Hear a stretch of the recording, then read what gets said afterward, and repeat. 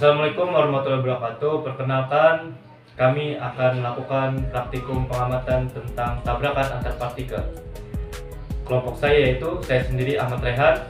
Dan saya Rizky Azul Maulana. Saya Ahmad Mubarak. Saya Muhammad Rahman Syatami. Ya. Dan Ya, untuk praktikum kali ini kita ada beberapa bahan. Ya, ini ada 13 butir kelereng dan 1 kotak. Dan cara kerjanya adalah masukkan 3 butir kelereng ke dalam kotak dan suruh teman untuk mengguncang-guncangannya secara perlahan dan amati apa yang akan terjadi kepada kelereng tersebut. Dan percobaan kedua yaitu masukkan 10 butir kelereng ke dalam kotak dan lakukan kembali guncang-guncang secara perlahan dan amati apa yang akan terjadi pada 10 kelereng tersebut. Oke, di sini kita akan memulai percobaan pertama yaitu masukkan 3 butir kelereng pada kotak dan guncanglah secara perlahan. Terus amatilah apa yang akan terjadi pada kelereng tersebut.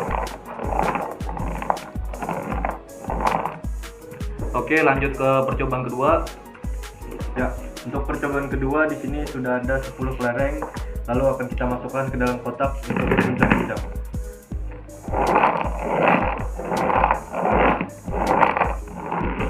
Setelah diamati, catat secara objektif.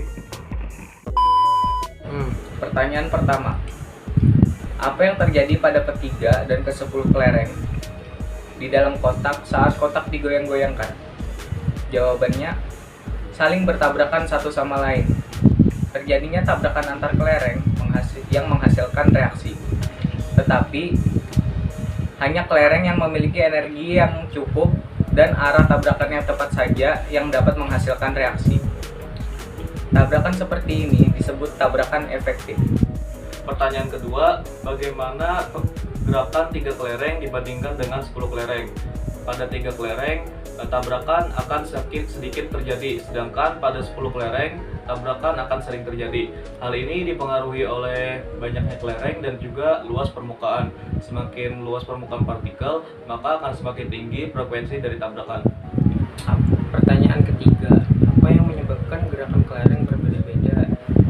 Gerakan kelereng berbeda-beda karena jumlah. Semakin sedikit kelereng, maka tubrukannya akan sedikit terjadi. Apabila kelerengnya banyak, maka tubrukan akan sering terjadi. Bisa juga dipengaruhi oleh luas permukaan dan kasar atau lembutnya permukaan.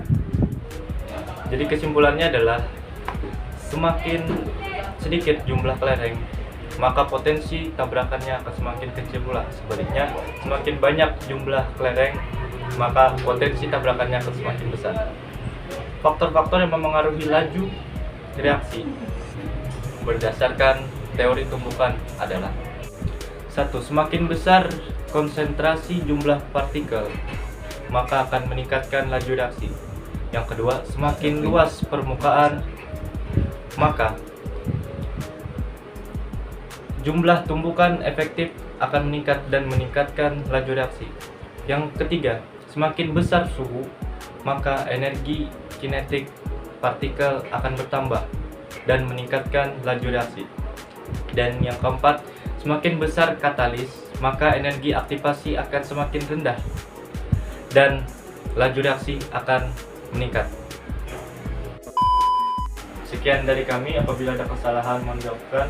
Wabillahi taufiq wal hidayah. Assalamualaikum warahmatullahi wabarakatuh.